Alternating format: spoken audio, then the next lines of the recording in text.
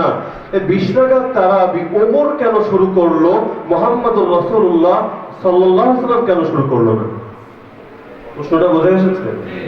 রাসূল তার জীবনে 3 দিন তারাবি পড়েছেন, ঠিক আছে, কিন্তু আমরা যেভাবে প্রতিদিন 29 হলে 29, 30 হলে 30 লাগাতার পুরো মাস ব্যাপী তারাবি পড়ি, প্রতিদিন 20 রাকাত পড়ি, রাসূল এভাবে পড়েনি, ওমরের জামানা থেকে এভাবে শুরু হয়েছে। তো আবু হানিফাকে গিয়ে জিজ্ঞেস করছে, তো এই কাজটা সুন্নত, মেনে নিতে আমার আপত্তি নেই, কারণ রাসূল বলেছেন আমার আদর্শ সুন্নত আর খলিফাদের আদর্শ সুন্নত, উভয়টাকেই তোমরা পালন করো, কিন্তু রাসূল করলেন না, ওমর এসে শুরু করলেন, এর লজিকটা আমার বুঝে আসে না। এবার ইমাম আবু হানিফা রাহমাতুল্লাহি আলাইহি থেকে জবাব দিচ্ছেন যে শোনো, তুমি কিভাবে ভাবলে ওমর রাদিয়াল্লাহু আনহু এমন একটা কাজ শুরু করবেন যেই কাজের ব্যাপারে রাসূল তাকে কোনো প্রকার নির্দেশনা দিয়ে যাননি? ওমরের শান যদি এমন হয়, ওমরের চারিত্রিক অবস্থা যদি এমন হয়, তাহলে সেই ওমর তো কোনোদিনও ওমর হতে পারতো না যার ব্যাপারে আল্লাহ ঘোষণা দিচ্ছেন যে তার জন্য জান্নাত অপরিহার্য হয়ে গিয়েছে। রাসূল যখন উহুদ পাহাড়ের উপর উঠেছেন, পাহাড় হঠাৎ করে ভূকম্পন শুরু হয়ে গেল, পাহাড় কাঁপতে শুরু করলো। রাসূল বললেন, পাহাড় থেমে যাও, ফাইন্নামা আলাইকা নাবিয়্যুন ওয়া সিদ্দীকুন ওয়া শাহীদ। হে পাহাড়, তোমার উপর কে দাঁড়িয়ে আছে তুমি জানো? তোমার উপর দাঁড়িয়ে আছে নবী, তোমার উপর দাঁড়িয়ে আছে সিদ্দীক, আর তোমার উপর দাঁড়িয়ে আছে শহীদ, অর্থাৎ ওমর ফারুক রাদিয়াল্লাহু আনহু। আবু হানিফা বলছেন, কিভাবে তুমি ভাবলে, তোমার মাথায় এটা কিভাবে আসলো ওমর রাদিয়াল্লাহু আনহু এমন কোন কাজ শুরু করেছেন যেই কাজের ব্যাপারে রাসূল থেকে কোনো নির্দেশনা তিনি পাননি? একটা মূলনীতি মনে রাখবেন, সাহাবীরা সব কাজের ব্যাপারে এই কথা বলতেন না যে আল্লাহ রাসূল বলেছেন, অর্থাৎ হাদিস হিসাবে যেভাবে আমরা একটা কথা উল্লেখ করি, সকল সাহাবী এভাবে করতেন না। আপনি দেখেন, সবচেয়ে বেশি হাদিস বর্ণিত হয়েছে আবু হুরায়রা রাদিয়াল্লাহু আনহু থেকে, প্রায় ৫,৫০০ হাদিস। অথচ স্বাভাবিক যুক্তির দাবি ছিল সবচেয়ে বেশি হাদিস বর্ণিত হবে আবু বকর রাদিয়াল্লাহু আনহু থেকে। আবু হুরায়রা ইসলাম গ্রহণ করার পর রাসূলের সোহবতে মাত্র 3 বছর থেকেছিলেন। 3 বছর থাকার পর রাসূল দুনিয়া থেকে চলে গিয়েছেন। অথচ আবু বকর হলো ইসলামের পুরুষদের মধ্যে সর্বপ্রথম মুসলমান। রাসূলের মক্কা জীবনে 13 বছর সঙ্গ পেয়েছেন, মদিনার জীবনে আরো 10 বছর সান্নিধ্য পেয়েছেন। 23 বছরের সান্নিধ্য আবু বকরের, আর অপরদিকে আবু হুরায়রার সোহবত, আবু হুরায়রার সান্নিধ্য মাত্র 3 বছরের। 23 বেশি নাকি 3 বেশি? যুক্তির দাবি ছিল আবু হুরায়রার হাদিস হবে বেশি, অথচ দেখা যাচ্ছে আবু হুরায়রার হাদিস আবু বকরের হাদিসের চাইতে কয়েকশো গুণ বেশি। আবু বকরের হাদিস অনেক কম, অনেক কম। আপনি বুখারী, মুসলিম, নাসাই, আবু দাউদ, তিরমিজি, ইবনে মাজাহ কিতাবগুলো পাঠ করেন, সব মিলিয়ে আমার চোখে এখন পর্যন্ত 26টা হাদিস পড়েছে। বেশি থাকতে পারে, আমার চোখে এখনো পর্যন্ত 26টা হাদিস এমন পেয়েছে যেটা আবু বকর রাদিয়াল্লাহু আনহু নামে বর্ণিত হয়েছে। আরো কত কাছের সাহাবী ছিলেন, আব্দুল্লাহ বিন মাসউদ ছিলেন, আরো বড় বড় সাহাবী ছিলেন। তো কেন তাদের থেকে এত হাদিস কম এসেছে? কারণ তারা ভয় করতেন। আজকালকার সমাজে মানুষ উদ্ধত হয়ে গিয়েছে, যা ইচ্ছা বলতে থাকে আর রাসূলের নামে চালাতে থাকে। বিশেষ করে এই সকল স্টেজের মধ্যে যারা কথা বলে, একটা সুন্দর কথা মুখে এসেছে তো সে ভাবছে কথা যদি সুন্দর হয় রাসূল বলবে না কেন, তো জোর করে রাসূলের নামে চালিয়ে দেয়। অথচ রাসূল বলেছেন, ইত্তাকুল হাদিস আননি ইল্লা মা আলিমতুম, আমার ব্যাপারে কোনো হাদিস যদি বলতে চাও, আমার নামে কোনো কথা চালাতে চাও, ভয় করো, শুধুমাত্র সেই কথাই আমার নামে বলতে পারো যেই ব্যাপারে তোমার সুনিশ্চিত জ্ঞান আছে আমি বলেছি। দেখেন, রাসূল এটা বলেনি যেই ব্যাপারে তোমার ধারণা আছে তুমি মিথ্যুক না। রাসূল বলছেন যেই ব্যাপারে নিশ্চিত জ্ঞান আছে আমি বলেছি।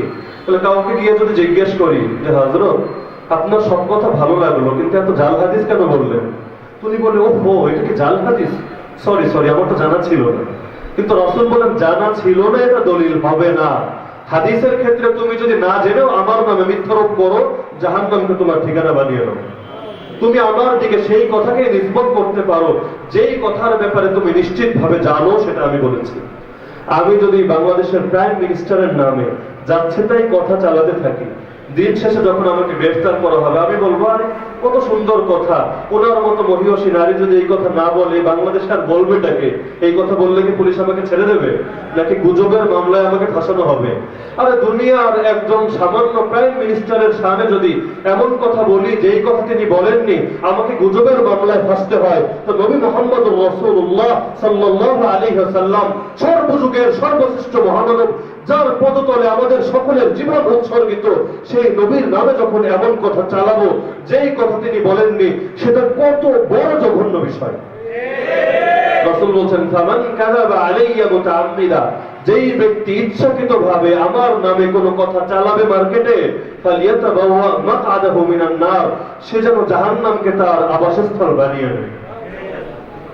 অপর হাদিসে বলছেন, মান হাদাসা আন্নী বিহাদিসিন ইউরা আন্নাহু কাযিবুন ফাহুয়া আহাদুল কাযিবিন, যেই ব্যক্তি আমার নামে কোনো কথা বলছে, তার মনে হচ্ছে যে কথাটা হয়তো মিথ্যা, কথাটা হয়তো জাল, কথাটা হয়তো ভুল, তাহলে সে যদিও নিজে হাদিসটা জাল বানায়নি, অন্যের থেকে শুনে বলেছে, কিন্তু যে বানিয়েছে এবং যে বলছে উভয় একই ক্যাটাগরিতে জাহান্নামে যাবে। তো এই জন্য সাহাবীরা ভয় পেতেন। আব্দুল্লাহ বিন মাসউদের ব্যাপারে এসেছে, যখন তিনি হাদিস বলতেন চেহারা লাল হয়ে যেত, শরীর থেকে ঘাম ঝরতে থাকতো, পেরেশান হয়ে যেতেন যে রাসূলের শানে কথা হয়তো রাসূল বলেছেন, কিন্তু আমি তার থেকে বর্ণনা করতে গিয়ে একটা শব্দ আমার বেড়ে যায় কিনা, সেই শব্দ তো রাসূল বলেনি, এই দায় আমি কিয়ামতের দিন কিভাবে নেব, ভয় পেতেন। এই কারণে দেখা যায় বড় বড় সাহাবী, তাদের থেকে বেশি হাদিস আসা দরকার ছিল, তো ভয়ের কারণে হাদিস কম বলতেন, রাসূলের কাজগুলো বাস্তবায়ন করতেন, রাসূলের শিক্ষা প্রচার করতেন, কিন্তু সেটা যে হাদিস এভাবে উল্লেখ করে কম বলতেন। ওমর রাদিয়াল্লাহু আনহু তিনি হাদিস হিসাবে হয়তো এটাকে উল্লেখ করেননি যে রাসূল এভাবে আমাকে নির্দেশনা দিয়ে গিয়েছেন, কিন্তু ইমাম আযম আবু হানিফা বলছেন, তুমি কিভাবে ভাবলে যে তার কাছে নবীর পক্ষ থেকে কোনো নির্দেশনা ছিল না? এটা ভাবাও তো তোমার শানে কখনো মানায় না। তো আমাদের নবীকে তো আল্লাহ তাআলা এতটা কামেল, এতটা কামেল, এতটা পরিপূর্ণ এবং পূর্ণাঙ্গ বানিয়েছেন, তার কামালের বর্ণনা আমরা কি দেব? কামাল তো এটা না যে মানুষ দুনিয়া অতিক্রম করে চাঁদে পৌঁছে যাবে, আর কামাল তো এটা আমার নবী দাঁড়িয়ে ইশারা করবেন আর তার ইশারায় চাঁদ দ্বিখণ্ডিত হয়ে যাবে। কামাল তো এটা না যে পাহাড় থেকে বা পাথর থেকে ঝর্ণা প্রবাহিত হবে, আর কামাল তো এটা আমার নবীর আঙ্গুল থেকে পানির ধারা প্রবাহিত হবে। কামাল তো এটা না যে দুনিয়ার জীবিত এই মানুষেরা কালেমা পড়বে, কামাল তো এটা আমার নবীকে ইশারা করবেন, কবর ফেটে দ্বিখণ্ডিত হয়ে যাবে, কবরের ভিতর থেকে মুর্দা বের হয়ে আসবে, সে এসে আল্লাহ তাআলা তাওহীদ তথা একত্ববাদ এবং আমার নবীর খতমে নবুয়তের ঘোষণা দেবে। তো সেই নবীর কামাল সারা রাতও যদি বলা হয় শেষ হবে না। পাকিস্তানের একজন বুজুর্গ আছে, যদি সিরাতুন নবীর উপর আলোচনা করার জন্য কখনো স্টেজে ওঠেন তাহলে বলেন দুনিয়ার সব বিষয়ের কথা আলাদা, সিরাত নিয়ে যদি আমি কথা বলতে বসি 2.5 ঘন্টা পরে আমার গলা খোলে, তার মানে 2.5 ঘন্টা শুধু ভূমিকাই অতিক্রম হয়ে যায়। তো আমিও শুরুতে পেরেশান ছিলাম যে সিরাতুন নবী সাল্লাল্লাহু আলাইহি ওয়াসাল্লাম এই ব্যাপারে অল্প সময়ের মধ্যে কি আলোচনা করব, কোন পয়েন্ট রেখে কোন পয়েন্ট উল্লেখ করব। তো সারা রাতও যদি সেই নবীর এক একটা কামালের ঘটনা উল্লেখ করা হয়, কোনদিনও তো সেই নবীর কামাল শেষ করা তো দূরের কথা, সেই নবীর কামালের অংশ বিশেষও শেষ করা যাবে না। সুবহানাল্লাহ। সাইয়্যিদুনা আলী ইবনে আবি তালিব রাদিয়াল্লাহু আনহুকে একদিন জিজ্ঞেস করা হলো, মান আশজাউন নাস, সবচেয়ে সাহসী কে?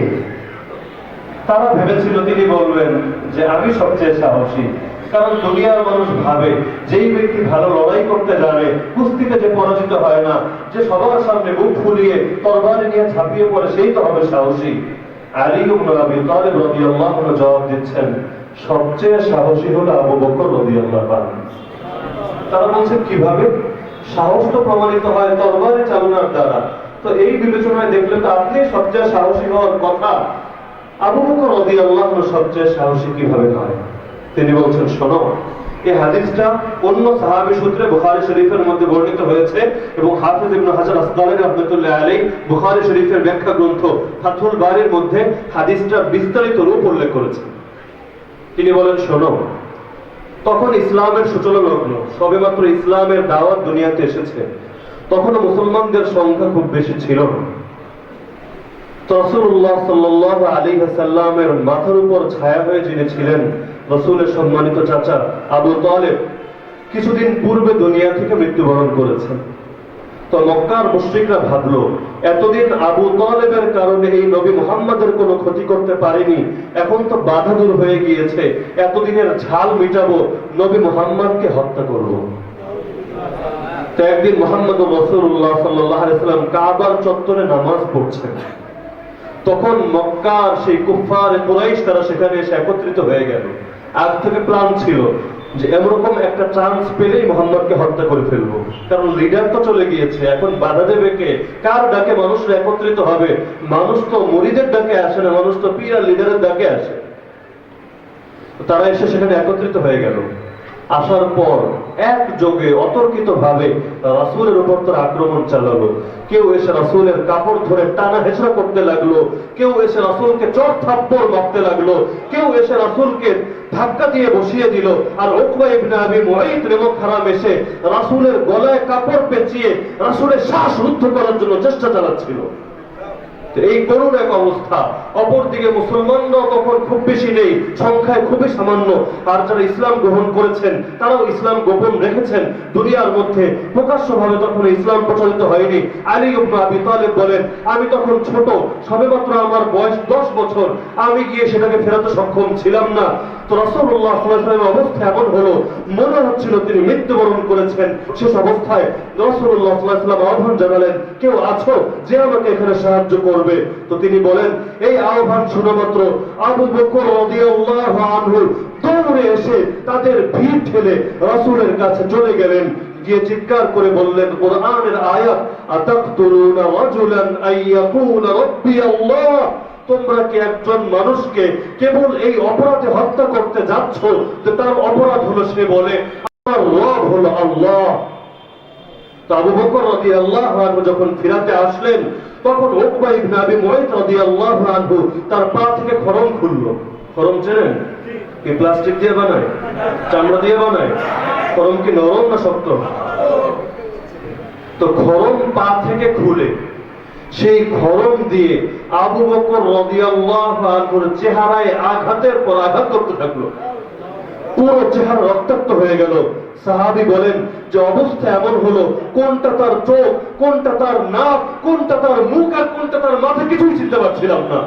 আবু বকর রাদিয়াল্লাহু আনহু মার খেতে খেতে অজ্ঞান হয়ে রাসূলের সামনে পড়ে গেলেন। রাসূল তখন বললেন চিৎকার করে, ইরফাউ আবু বকর, ইরফাউ আবু বকর, তোমরা আবু বকরকে উঠিয়ে নিয়ে যাও। কিছু মানুষ এসে আবু বকরের গোত্রের যারা ছিল তারা ধরে আবু বকরকে আবু বকর রাদিয়াল্লাহু আনহু মায়ের বাড়িতে নিয়ে গেল, তাকে নিয়ে শোয়ানো হলো। রাসূলের উপর কিছুক্ষণ নির্যাতন চললো, তারপর তারা বাড়িতে চলে গেল। যখন অবস্থা এমন হলো, সবাই নিশ্চিত হয়ে গেল আবু বকর আর জীবিত নেই, মৃত্যুবরণ করেছে।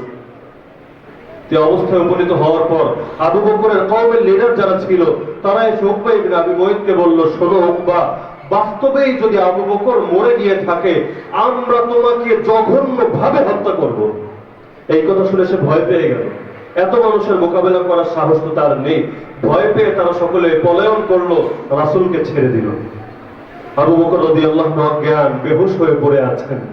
দেখে মনে হচ্ছে না তিনি আর দুনিয়াতে তার চোখ খুলবেন। তার মা তার শিয়রে বসে আছেন।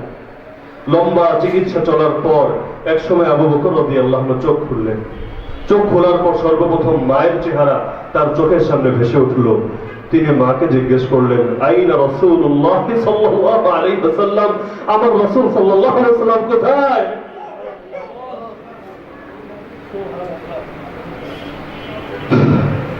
তার মা বলছে, উত্তর কানকা মুহাম্মাদা, আরে বেটা মুহাম্মাদের গল্প ছাড়, এই মুহাম্মাদের কারণেই তো আজকে তোর এই পরিণতি, মুহাম্মাদকে ভুলে যা।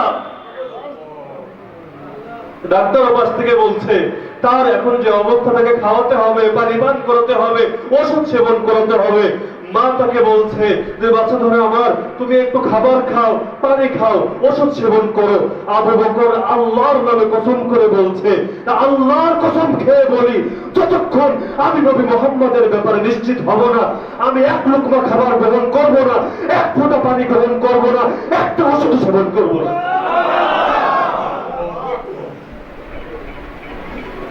দুনিয়ার সবাই পেরেশান, কি হবে এখন আবু বকরের?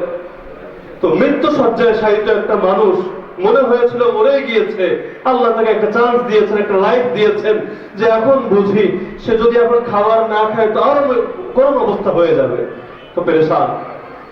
তো এখন কারো কাছে মুহাম্মদের সংবাদ নেই, তারা তো মুসলমান না, তারা কাফের, তারা মুহাম্মদের সংবাদ দিয়ে করবেটা কি? তো এবার আবু বকর রাদিয়াল্লাহু আনহু তার মাকে বলছেন যে মা, আপনার কাছে আমার একটাই অনুরোধ, আল্লাহর দোহাই দিয়ে বলি, আপনি ওমরের বোন ফাতেমা, যিনি ইসলাম গ্রহণ করেছিলেন কিন্তু ইসলাম গ্রহণের বিষয়টা লুকিয়ে রেখেছিলেন, এমনকি ওমর পর্যন্ত জানতেন না যে তার বোন এবং বোনজামা ইসলাম গ্রহণ করেছে। তো বলছেন যে মা, আপনি গিয়ে সেই ফাতেমা বিনতে খাত্তাবকে গিয়ে জিজ্ঞেস করেন মুহাম্মদুর রাসূলুল্লাহ সাল্লাল্লাহু আলাইহি ওয়াসাল্লাম কোন অবস্থায় আছেন। মা চলে গেলেন। যাওয়ার পর সেই ফাতেমা বিনতে খাত্তাব তাকে জিজ্ঞেস করলেন যে মেয়ে বলো তো মুহাম্মদুর রাসূলুল্লাহ সাল্লাল্লাহু আলাইহি ওয়াসাল্লাম কোন অবস্থায় আছেন। তো ফাতেমা তো এতদিন পর্যন্ত তার ইসলামের বিষয় গোপন রেখেছেন, তিনি তো জানেন না এই সমস্ত ঘটনা। তিনি ভেবেছেন যে এই মহিলা মনে হয় গুপ্তচর বৃত্তি করার জন্য এসেছে। তিনি বলেন মুহাম্মদ কোথায় আছে আমি কি জানি, আমাকে কেন জিজ্ঞেস করছেন, আপনি গিয়ে খোঁজ নেন। তো এবার সেই মা বিস্তারিত কারগুজারি শোনালো যে মেয়ে, তোমার পায়ে ধরে বলি, তুমি আমাকে মুহাম্মাদের খবর জানাও। যদি মুহাম্মাদের খবর নিয়ে আবু বকরের কাছে যেতে না পারি, আমি তো আমার ছেলেকে বাঁচাতে পারবো না। তারপরে বলছে না, কারণ তিনি তো নিজের ব্যাপারেও পরেশান, যে যদি জেনে যায় আর যদি গুপ্তচর বৃত্তির জন্য আসে, কাফের মুশরিকরা তো মিথ্যা কথা বলতেও পরোয়া করে না, যদি একটা চাল হয়, কৌশল হয়, তাহলে তো তিনি ফেসে যাবেন। তো তিনি বলছেন ঠিক আছে, তাহলে এক কাজ করেন, আমাকে আবু বকরের কাছে নিয়ে যান। যখন তাকে আবু বকরের কাছে নিয়ে যাওয়া হলো, আবু বকর তাকে জিজ্ঞেস করলেন, ইয়া ফাতিমা বিনতে খাত্তাব, হে ফাতিমা বিনতে খাত্তাব, তুমি আমাকে বলো আমার নবী মুহাম্মদুর রাসূলুল্লাহ সাল্লাল্লাহু আলাইহি ওয়াসাল্লাম কোন অবস্থায় আছে। তো আবু বকর রাদিয়াল্লাহু আনহু যখন কথাটা জিজ্ঞেস করছেন, তার পাশে তার মাও হাজির আছে। তো ফাতিমা বিনতে খাত্তাব বারবার তার মায়ের মুখের দিকে তাকাচ্ছে, ইতস্তত বোধ করছে যে এখন তার সামনে বললে সে তো জেনে যাবে বাস্তবতা। তো এবার আবু বকর তাকে সান্ত্বনা দিয়ে বলছেন, তুমি পেরেশান হয়েও না, ভয় পেও না, তিনি হচ্ছেন আমার মা, আমার মা আর যাই হোক তোমার কোনো ক্ষতি করবে না।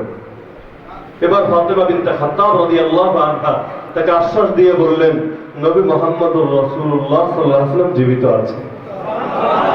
এই সংবাদ শুনে আবু বকর রাদিয়াল্লাহু আনহু তার সঙ্গীদেরকে ডাকলেন, বললেন আমাকে জলদি জলদি মুহাম্মদের কাছে নিয়ে যাও। তো সাহাবী বলেন তাকে উঠানো হলো, চেহারা থেকে রক্ত ঝরে পড়ছে, কাপড় রক্তে লাল হয়ে যাচ্ছে, হাঁটতে পারছেন না, ঘুরিয়ে ঘুরিয়ে হাঁটছেন। এমত অবস্থায় খুব কষ্ট করে রাসূলের দরজায় গিয়ে পৌঁছেছেন, দরজায় করাঘাত করেছেন। রাসূল দরজা খুললেন, খোলার পর সঙ্গে সঙ্গে রাসূলকে বুকে জড়িয়ে নিলেন। রাসূলুল্লাহ সাল্লাল্লাহু আলাইহি ওয়াসাল্লাম তার এই অবস্থা দেখে পেরেশান, হে আবু বকর তোমার এই অবস্থা কেন, তোমার কি হয়েছে? কারণ যেই সময় মারা হচ্ছিল সেই সময় তো আমার নবীকেও মারা হচ্ছিল, তিনি তো আর পারিপার্শ্বিক অবস্থা দেখতে পাচ্ছেন না। তো জিজ্ঞেস করছেন তোমার চেহারার এই অবস্থা কেন? আবু বকর বলছেন, লা আলাইকা ইয়া রাসূলুল্লাহ, হে রাসূল এটা সিরিয়াস কোনো ব্যাপার না, এমনি একটু চেহারা ফুলে গেছে, আমার বিশেষ কিছুই হয়নি। তো সেই অবস্থায় রাসূলের কাছে বলছেন, হে আল্লাহর রাসূল, আপনার কাছে আজকের এই দিনে আমার একটাই আবেদন, আপনি দোয়া করেন আমার পাশে এই যে আমার মা দাঁড়িয়ে আছে, আল্লাহ যেন আমার মাকে হেদায়েত দিয়ে দেয়। রাসূলের একজন সাধারণ উম্মত নিজে এই করুণ অবস্থায় উপনীত, তখনও অন্যদের হেদায়েত নিয়ে ফিকির করছে। আমাদের তো অন্যদের হেদায়েত নিয়ে ফিকির নেই, আমি একা জান্নাতের ঠিকাদারি নিয়ে সরাসরি জান্নাতে চলে যাব, ভাবসাবটা তো এমন, আমি একাই বুঝি জান্নাতি, আর দুনিয়ার সবার দোষের শেষ নেই, দোষ আর দোষ আর দোষ, সবাই মনে হয় জাহান্নামী। কিন্তু আবু বকর রাদিয়াল্লাহু আনহু বলছেন, হে রাসূল আপনি দোয়া করেন আল্লাহ যেন আমার মাটাকে হেদায়েত দিয়ে দেন। রাসূলুল্লাহ সাল্লাল্লাহু আলাইহি ওয়াসাল্লাম দোয়া করলেন, আল্লাহুম্মা হদি উম্মা আবি বকর, আল্লাহুম্মা হদি উম্মা আবি বকর, আল্লাহুম্মা হদি উম্মা আবি বকর। হে আল্লাহ, তুমি আবু বকরের মাকে হেদায়েত দাও। সাহাবী কসম খেয়ে বলছেন, রাসূল এই দোয়া করতে দেরি, সঙ্গে সঙ্গে আবু বকরের মা চিৎকার করে বলতে শুরু করলো, আশহাদু আল্লা ইলাহা ইল্লাল্লাহ ওয়া আশহাদু আন্না মুহাম্মাদান আবদুহু ওয়া রাসূলুহু।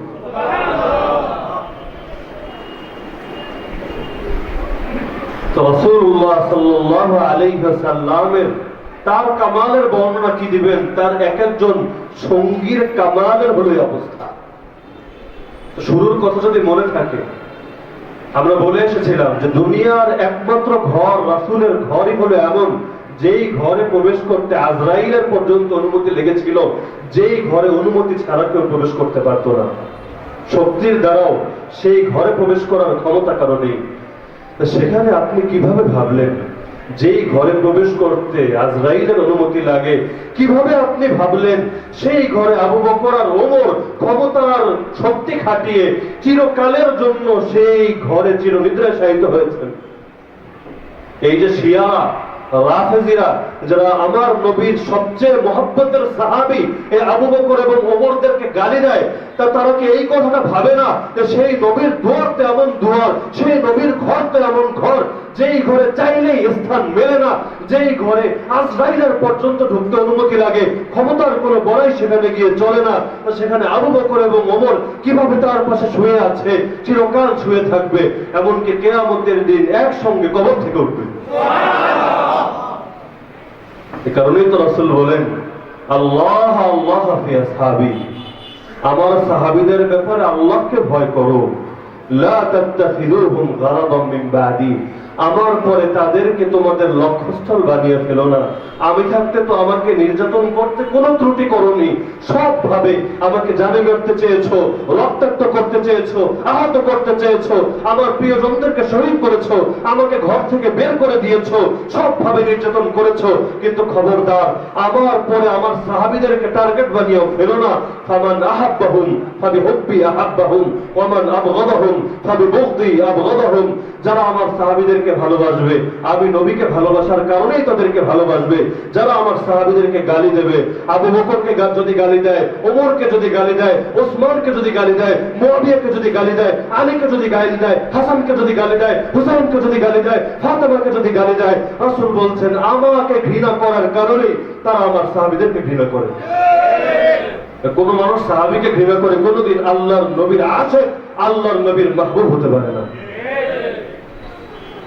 আরবিতে একটা প্রবাদ বাক্য আছে, লাইসাল ইবরাতু বিআন তুহিব্বা ওয়ালাকিন্নাল ইবরাতু বিআন তুহাব্বা।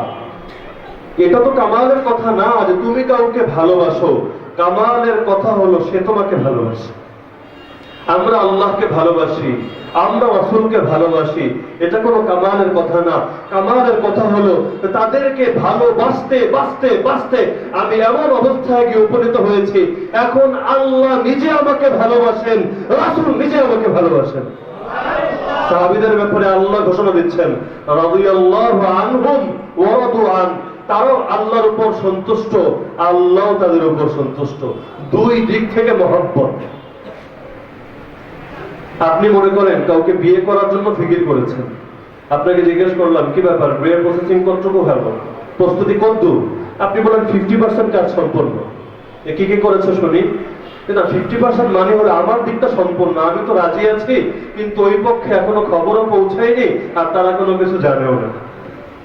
তো অবস্থা যদি এমন হয়, আমি দাবি করছি, মনে মনে ভাবছি मैं तो आशिक रसूल हूँ, আমি তো আল্লাহ রসুলের আশিক, আমি তো আল্লাহ রসুলের মুহিব, আর রসুলের অনেক মহব্বত তো আমার দিলে আছে, কিন্তু সেই রসুল কিয়ামতের দিন যখন তার সামনে গিয়ে হাজির হব, যখন সেই নবী হাউজে কাউসারের পানি তার উম্মতকে পান করাবেন, আমার নবী আমার চেহারার দিকে তাকিয়ে যদি বলেন কি ব্যাপার, তোমাকে তো আমি কোনদিন চিনি বলে মনে হয় না, তোমার মধ্যে তো আমার জীবনের কোন আদর্শে ছিটে ফোটাও দেখতে পাচ্ছি না, তখন এত ভালোবাসা আর এত ইশকের স্লোগান দিয়ে কি হবে?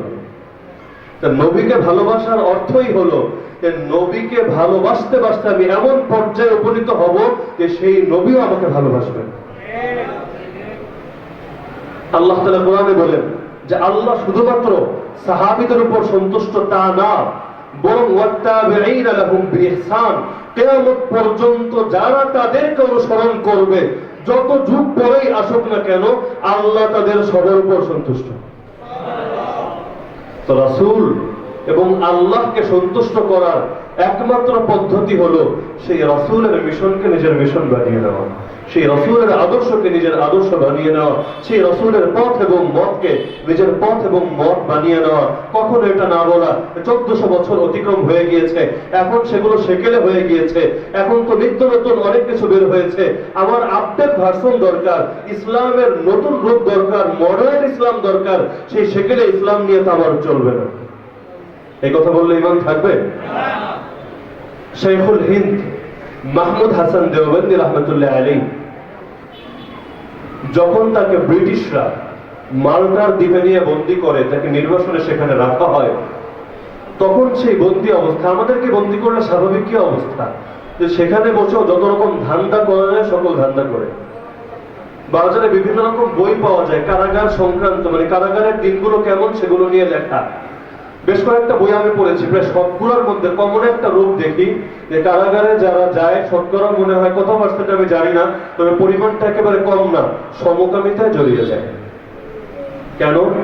যে স্ত্রী কাছে নেই, হালাল ভাবে চাহিদা এখানে উপভোগ করার কোনো সুযোগ নেই, 14 বছরের জেল, 20 বছরের জেল, তো এখন চাহিদা তো ভেতরে আছে, পূর্ণ করব কিভাবে, তো সমকামিতার পথ বেছে নেয়।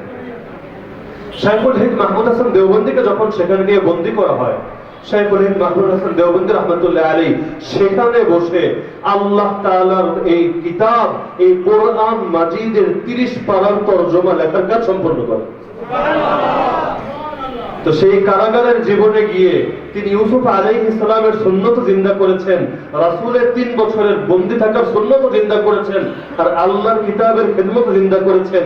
তার মানে বন্দী জীবনে গিয়েও তার মিশন যে রাসূলের মিশন, তার জীবনের লক্ষ্য যে রাসূলের জীবনের লক্ষ্য, এটা তিনি ভুলে যাননি। আল্লাহ তার রাসূলকে পাঠিয়েছেন উম্মতের কাছে এসে আল্লাহর কিতাবের শিক্ষা উপস্থাপন করবে, উম্মতকে কোরআন বোঝার পথ সহজ করে দিবে।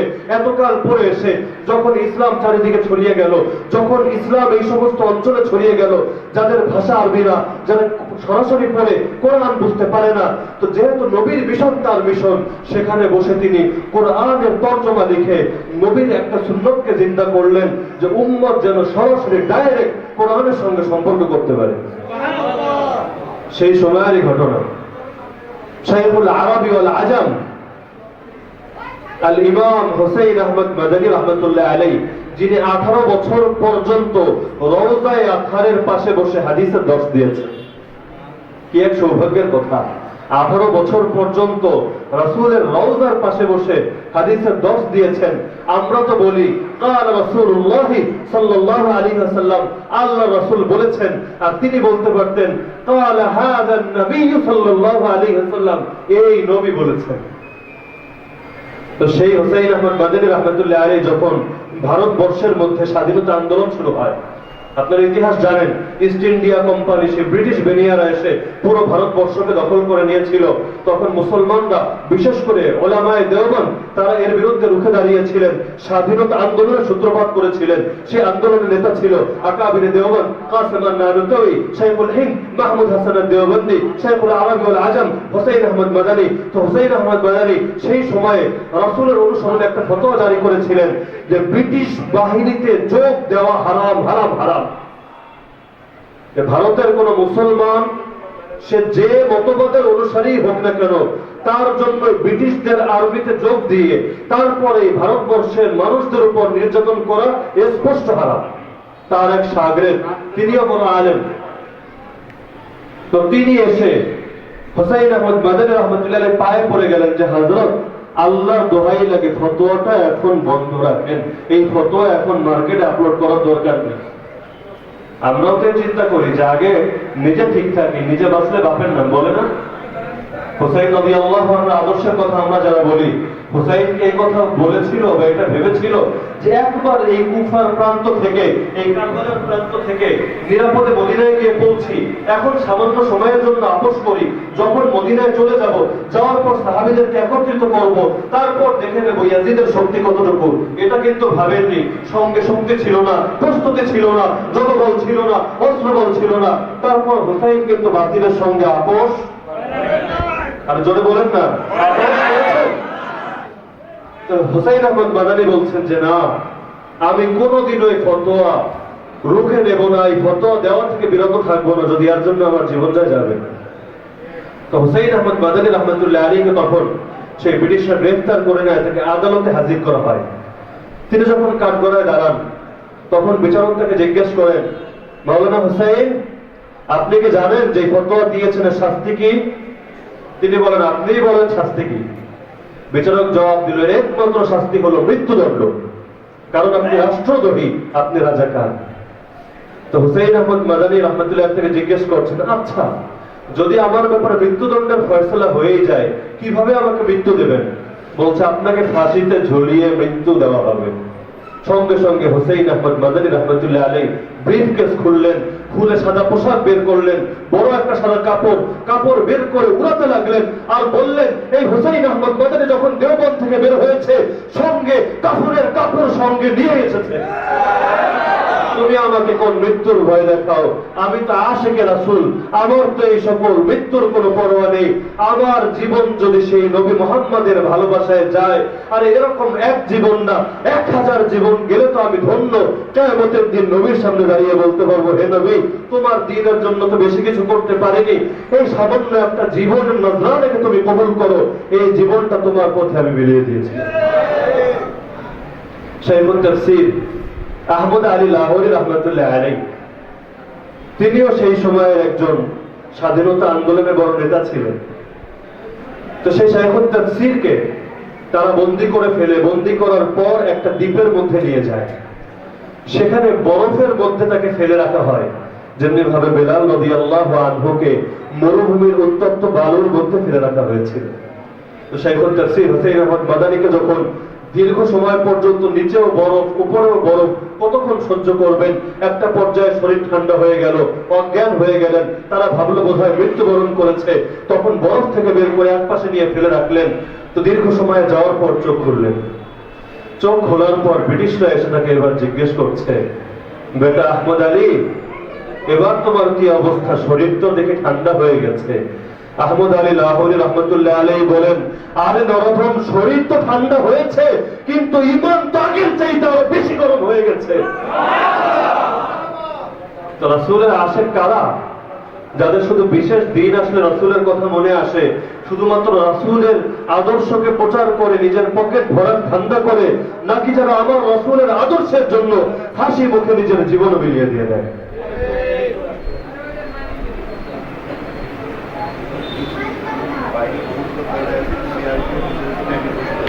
চুপ হয়ে যায়, সবাই একটু চুপ হয়ে যায়। আপনারা চুপ হলে ইনশাআল্লাহ কথা শুরু হবে। পেছনের দিকে মনে একটা আওয়াজ হচ্ছে।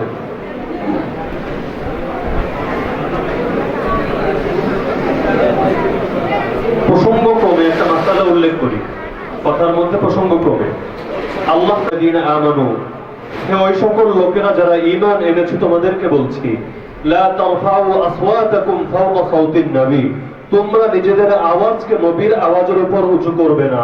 ওয়ালা তাজহারু লাহু বিল কওল কাজাহরি বা'দিকুম লিবা'দ, নিজেদের মধ্যে যেভাবে জোরে জোরে কথা বলো, নবীর সামনে গিয়ে খবরদার সেভাবে জোরে জোরে কথা বলো না। যদি করো কি হবে জানো? আন তাহবাতা আমালুকুম ওয়া আনতুম লা তাশউরুন, তোমাদের জীবনের সকল আমল বরবাদ হয়ে যাবে, তোমরা টের পাবে না।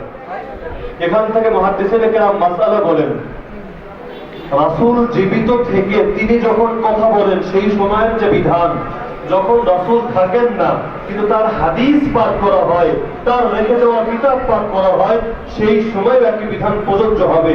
যেই মজলিসে রাসূলের হাদিস পাঠ করা হচ্ছে, কেউ যদি সেই মজলিসে হাদিসের আওয়াজের উপর নিজের আওয়াজকে বড় করে জোরে জোরে কথা বলে, তার আমল বরবাদ হয়ে যাবে। এজন্য হাদিসের মজলিস যেটা হয় সেখানে আমরা কথাবার্তার ব্যাপারে একটু সতর্ক থাকা দরকার। কারণ কে কথা বলছে সেটা মুখ্য না, কি বলছে সেটা মুখ্য। কথাটা উচ্চারণ করতে পারে গ্রামের একজন রাখাল, কিন্তু কি উচ্চারণ করছে সেটা আমি দেখি, সেটা তো নবী মুহাম্মদুর রাসূলুল্লাহর কালাম। তো মুহাম্মদুর রাসূলুল্লাহ সাল্লাল্লাহু আলাইহি ওয়াসাল্লামের জীবনে যদি বুঝতে চাই, তো বোঝার জন্য আমাদের সবাইকে সীমাবদ্ধতা, বিভিন্ন প্রান্তিকতাকে অতিক্রম করে তারপর গিয়ে বুঝতে হবে। নবীর জীবন নিয়ে যারা আলোচনা করে, যারা নবীর জীবন নিয়ে স্টাডি করে, এই যুগে প্রায় 99% মানুষের অবস্থা হলো তার এক দৃষ্টিকোণ থেকে, এক প্রান্ত থেকে নবীর জীবনকে মূল্যায়ন করার চেষ্টা করে। উদাহরণস্বরূপ, কেউ মাদ্রাসার শিক্ষক বা ছাত্র, সে যখন রাসূলের জীবন নিয়ে স্টাডি করে বা রাসূলের জীবনকে মূল্যায়ন করার চেষ্টা করে, সে শুধুমাত্র রাসূলের জীবনের শিক্ষার দিক, শিক্ষা দিয়েছেন এই দিকটাকে সামনে রেখে রাসূলের জীবনকে মূল্যায়ন করে, এবং সে শুধুমাত্র এই তালিম এবং তাআল্লুমকে নবীওয়ালা কাজ বলে প্রচার করে। আরেকজন মানুষের দাওয়াতের মেহনত করে, মানুষের মধ্যে ইসলামের বার্তা ছড়িয়ে দেয়, সেই মানুষ যখন রাসূলের জীবনী পাঠ করে, অথবা রাসূলের জীবন মূল্যায়ন করে, অথবা রাসূলের জীবনী নিয়ে আলোচনা করে, সেও একতরফাভাবে রাসূলের জীবনী নিয়ে আলোচনা করে, তার আলোচনা শুনলে মনে হয় রাসূলের জীবনের একমাত্র কাজ হলো দাওয়াতের কাজ, দাওয়াতের কাজ একমাত্র নবীওয়ালা কাজ, এছাড়া বাকি সব হলো শয়তানওয়ালা কাজ। তো যেই রকম এক একজন মানুষ এক এক দৃষ্টিকোণ থেকে নবীর জীবনের উপর আলোচনা করতে গিয়ে নবীকে এক সাইডে সীমাবদ্ধ করে ফেলে। কথাটাকে ভুল মনে হচ্ছে? কিন্তু আমার নবীর জীবনে নিয়ে যদি আলোচনা করতে চাই, যদি তার জীবনের বাস্তবতা বুঝতে চাই, তাহলে বোঝার জন্য আমাদের চিন্তা চেতনাকে ব্যাপক করতে হবে। কারণ আমার নবী শুধু বাংলাদেশের নবী না, আমার নবী শুধুমাত্র এই উপমহাদেশের নবী না, আমার নবী শুধুমাত্র এই পৃথিবীর নবী না, বরং আমার নবীকে আল্লাহ পাঠিয়েছেন ওমা আরসালনাকা ইল্লা রাহমাতাল লিল আলামিন, সকল জগতের জন্য রহমত বানিয়ে। আমার নবী জিনের নবী, আমার নবী ইনসানের নবী, আমার নবী ফেরেশতার নবী, আমার নবী উদ্ভিদ জগতের নবী। দুনিয়ার মধ্যে যত প্রকার সৃষ্টিকে আপনি ভাগ করতে পারেন, সবার নবী হলেন নবী মুহাম্মদুর রাসূলুল্লাহ সাল্লাল্লাহু আলাইহি ওয়াসাল্লাম। তো গ্লোবালাইজেশন ছাড়া নবীর জীবনী কখনো সঠিকভাবে উপলব্ধি করা যাবে না। যারা নবীর জীবনকে একপাক্ষিক ভাবে মূল্যায়ন করে, তারা নবীর জাতের উপর, নবীর আদর্শের উপর জুলুম করে।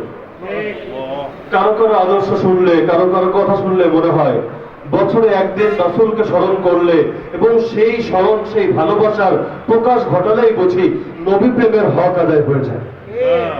আবার কারো কথা শুনলে মনে হয় যে একটা প্রান্তে গিয়ে একটা বিল্ডিং এর মধ্যে ঢুকে শুধু কিতাব পড়লে এবং কিছু কিতাব পড়ালেই বুঝি সেই নবীর হক পরিপূর্ণ হয়ে যায়। কিছু মানুষের কথা শুনলে মনে হয় সকল কাজ বাদ দিয়ে শুধু মানুষের দুয়ারে দুয়ারে শুধু নবীর বাণীটা পৌঁছে দিলেই বুঝি কাজ শেষ হয়ে যায়। কারো কারো কথা শুনলে মনে হয় যে সেই নবীর আদর্শের নাম দিয়ে শুধু মিছিল করলে, মিটিং করলে আর প্রতিবাদ আন্দোলন করলেই বুঝি কাজ শেষ হয়ে যায়, আর সারা বছর কোনো কাজের প্রয়োজন হয় না। তো এক একজন এক তরফ থেকে নবীর জীবনী মূল্যায়ন করতে গিয়ে নবীর আদর্শের উপর জুলুম করছে। তো নবীর আদর্শকে যদি গ্রহণ করতে চাই গ্লোবালাইজেশন ছাড়া, সেই নবীর আদর্শ নিয়ে কোনো দিনও আমরা শিক্ষাও গ্রহণ করতে পারবো না, মূল্যায়ন করতে পারবো না। আমরা হলাম কেমন উম্মত? আল্লাহ তাআলা কোরআনে যেই আয়াতে বলেছেন যে আমরা শ্রেষ্ঠ উম্মত, নাহনুল আখিরুন আল আউয়ালুন আস-সাবিকুন আল-লাহিকুন, আমরা এসেছি সবার পরে, জান্নাতে যাব সবার আগে। আল্লাহ এই যে মাকাম দিলেন, দুনিয়ার সকল নবীর চাইতে আমার নবীকে শ্রেষ্ঠ বানিয়েছেন, আর সকল উম্মতের চাইতে এই উম্মতে মুহাম্মাদীকে শ্রেষ্ঠ বানিয়েছেন। কেন? আল্লাহ কারণ হিসাবে কি উল্লেখ করেছেন? 4টা পয়েন্ট উল্লেখ করেছেন। 1 নম্বরেই বলেছেন উখরিজাত লিন-নাস, তোমাদেরকে বের করা হয়েছে সমগ্র বিশ্ব মানবতার জন্য। তো সেই নবীর আদর্শ নিয়ে যদি আমি কোন কথা বলতে চাই, মূল্যায়ন করতে চাই, ভাবতে চাই, প্রচার করতে চাই, তাহলে আমাকে সমগ্র বিশ্ব মানবতা নিয়ে ফিকির করতে হবে। আমি শুধু আমার এলাকা নিয়ে ফিকির করি, আমার দেশ নিয়ে ফিকির করি, পার্শ্ববর্তী দেশগুলো নিয়ে ফিকির করি, শুধু মুসলমানদের নিয়ে ফিকির করি, আমি আমার নবীর আদর্শ বাস্তবায়ন করতে পারিনি, আমি এখনো শ্রেষ্ঠ উম্মত হতে পারিনি। আমাকে ফিকির করতে হবে সমগ্র বিশ্ব মানবতা নিয়ে। যার কারণে আমি যদি আপনাদেরকে জিজ্ঞেস করি জমিন কার? সবাই বলছে না, ঝেমিয়ে পড়ছে হয়তো। কষ্ট হচ্ছে আপনাদের? এই জমিন কার? এই জমিনের মালিক কে? আর আমরা কার গোলাম? জমিন আল্লাহ, আল্লাহ হলেন এই জমিনের মালিক, আমরা হলাম আল্লাহর গোলাম। আর আল্লাহ তাআলা সূরাতুল বাকারায় স্পষ্ট বলেছেন, দুনিয়াতে আমি তোমাদেরকে ইনসান না মানুষ বানাইনি, তোমাদেরকে বানিয়েছে আমার প্রতিনিধি। وَإِذْ قَالَ رَبُّكَ لِلْمَلَائِكَةِ إِنِّي جَاعِلٌ فِي الْأَرْضِ خَلِيفَةً। আল্লাহ ফেরেশতাদেরকে এভাবে একত্রিত করে বললেন, শোনো ফেরেশতারা, দুনিয়াতে আমি প্রতিনিধি বানাতে যাচ্ছি। আল্লাহ বলেননি মানুষ বানাতে যাচ্ছি, ইনসান বানাতে যাচ্ছি, শব্দ ব্যবহার করেছেন প্রতিনিধি বানাতে যাচ্ছি।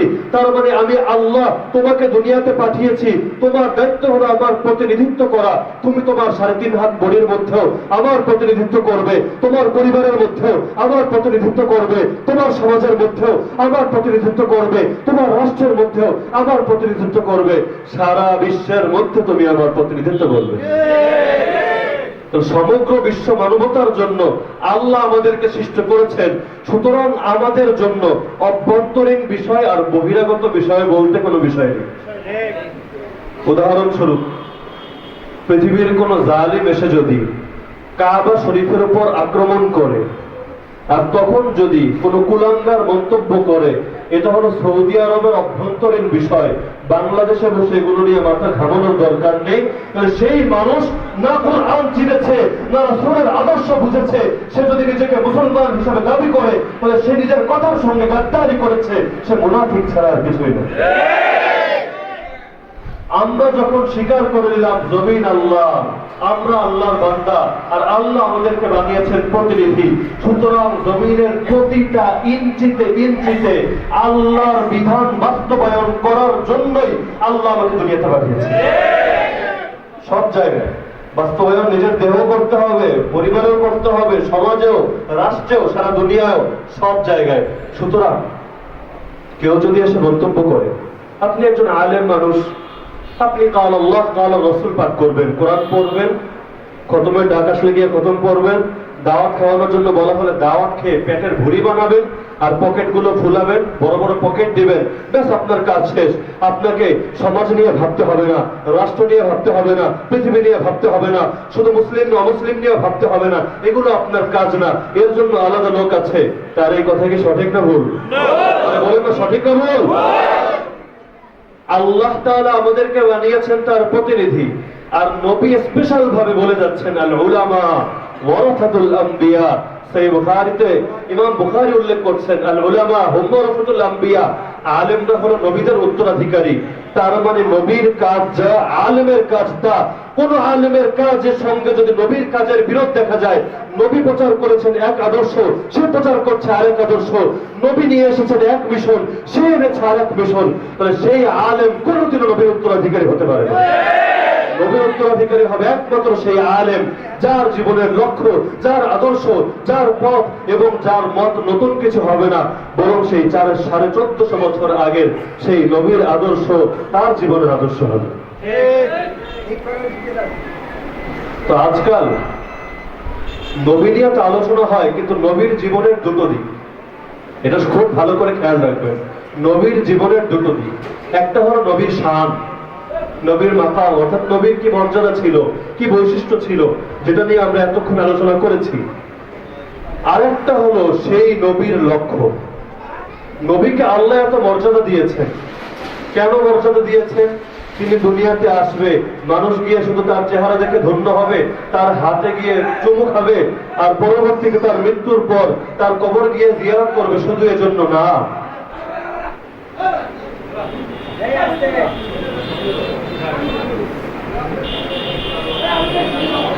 নবীকে আল্লাহ এজন্য পাঠিয়েছেন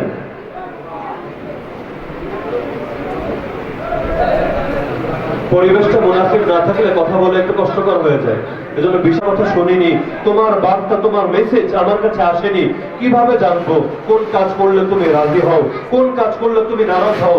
তো আমাকে পাঠানোর লক্ষ্য তো বলে দিলে, কিন্তু লক্ষ্য কিভাবে পূরণ করবো সেটা তো আমাকে বললে না। তো বান্দা যেন এই প্রশ্ন উত্থাপন না করতে পারে, এজন্য আল্লাহ তাআলা যুগে যুগে নবী এবং রাসূল পাঠিয়েছেন। আর আল্লাহ বলেছেন, শোনো, সেই নবীকে যদি মানো, আমি আল্লাহকে মানা হয়ে যাবে। মান ইউতি'র রাসূল ফাকাদ আতা আল্লাহ। যে নবীকে মানলো সে মূলত নবী ব্যক্তিকে মানলো না, বরং সে মূলত আল্লাহকে মানলো। কারণ নবী নিজের থেকে কিছু পৌঁছান না, নবী যা কিছু পৌঁছান মহান রব্বুল আলামিনের থেকে পৌঁছান। নবীকে দুনিয়াতে পাঠানোর মূল উদ্দেশ্য, তাকে এত মর্যাদা দেওয়ার মূল উদ্দেশ্য হলো তার অনুসরণ করা হবে। সহিহ বুখারী হাদিসের মধ্যে বলা হয়েছে, মুহাম্মাদুন ফারাকুম বাইনান নাস। মুহাম্মদ এসে মানুষের মধ্যে পার্থক্য করে দেয়। মুহাম্মদ দুনিয়াতে আসার আগে সকলে যদি এক জাতি থেকেও থাকে, মুহাম্মদ আসার পর দুনিয়াতে জাতি হবে একটা না, বরং দুটো। কোন দুটো? কোরআনে আল্লাহ তাআলা সূরা কাহফে বলে দিয়েছেন, হুয়াল্লাযী খালাকাকুম ফামিনকুম কাফির ওয়া মিনকুম মুমিন। দুটো জাতি হবে। এক জাতি হবে যারা মুহাম্মদকে বিশ্বাস করবে, আর এক জাতি হবে যারা মুহাম্মদকে অবিশ্বাস করবে। তো বিশ্বাসীর এক জাতি হবে, তার রং বর্ণ যাই হোক, তার মুখের ভাষা যাই হোক, সে উচ্চ বর্ণের হোক নিম্ন বর্ণের হোক, যাই হোক না কেন, তারা সকলে একটা জাতি। বাঙালি মুসলিম আর ভারতীয় মুসলিমকে দুই জাতি, পাকিস্তানি মুসলিম আর আরবিয়ান মুসলিমকে দুই জাতি। বরং রাসূল হাদিসে বলেন, আল মুসলিমুন কাজাসাদিন ওয়াহিদ। সমগ্র বিশ্বের মুসলমান আর এক জাতি তো দূরের কথা, একটা দেহের মতো। কেমন দেহ? ইদাশতাকা মিনহু উযুন। দেহের কোন একটা অঙ্গ যদি আক্রান্ত হয়, অঙ্গ সেই অঙ্গে শুধু ব্যথা হয় না, সারা দেহে ব্যথা ছড়িয়ে যায়। তাদাআ লাহু সাইরুল জাসাদি বিসসাহাই ওয়াল হুম্মা। তো যেমনি ভাবে দেহের এক অঙ্গ আক্রান্ত হলে দেহের প্রতিটা অঙ্গ ব্যথা পায়, জ্বর উঠলে সারা দেহেই জ্বর ওঠে। আমার উম্মতের অবস্থা বলে দেখো। তো রাসূল আসার পর বুখারীতে বলা হচ্ছে, মানুষকে দুটো দলে বিভক্ত করে দিয়েছেন। এক দল হলো তারা যারা নবী মুহাম্মদকে মানবে, আর এক দল হলো তারা যারা নবী মুহাম্মদকে মানবে না। আল্লাহ তাআলা সূরাতুল আহজাবের 21 নম্বর আয়াতে বলছেন, লাকাদ কানা লাকুম ফি রাসূলিল্লাহি উসওয়াতুন হাসানাহ লিমান কানা ইয়ারজুল্লাহ ওয়াল ইয়াউমাল আখির ওয়া যাকারাল্লাহা কাসীরা। তোমাদের মধ্যে যারা আল্লাহর সঙ্গে মিলিত হতে চাও, যারা কিয়ামতের দিন ভালো অবস্থায় যেতে চাও, যারা বাস্তবেই আল্লাহকে স্মরণ করো, তোমাদেরকে বলছি, তোমাদের জন্য আমি আদর্শ একজনকেই বানিয়েছি, আর তিনি হলেন মুহাম্মদুর রাসূলুল্লাহ সাল্লাল্লাহু আলাইহি ওয়াসাল্লাম। তো সেই নবীর আদর্শকে যদি নিজের আদর্শ বানাও, আল্লাহর সঙ্গে মিলিত হতে পারবে, জান্নাত পাবে। কিয়ামতের দিন, যেই দিন সূর্য মাথার কাছে চলে আসবে, আমি আল্লাহ তোমাদেরকে আরশের ছায়ায় স্থান দেব, আমি আল্লাহ তোমাদের ডান হাতে আমলনামা দেব, আমি আল্লাহ তোমাদেরকে পুলসিরাতের পর বিজলির মতো পার করাবো, আমি আল্লাহ তোমাদেরকে বিনা হিসাবে জান্নাতে নিয়ে যাব। দুনিয়ার মধ্যে কোন মানুষ শ্রেষ্ঠ আর কোন মানুষ শ্রেষ্ঠ নয়, এটা পার্থক্য হবে কিসের দ্বারা? যে কোন ব্যক্তি তার জীবনে নবী মুহাম্মদের আদর্শ কতটুকু আনলো, এর দ্বারা পার্থক্য হয়ে যাবে কোন মানুষ কতটা শ্রেষ্ঠ। রাসূলুল্লাহ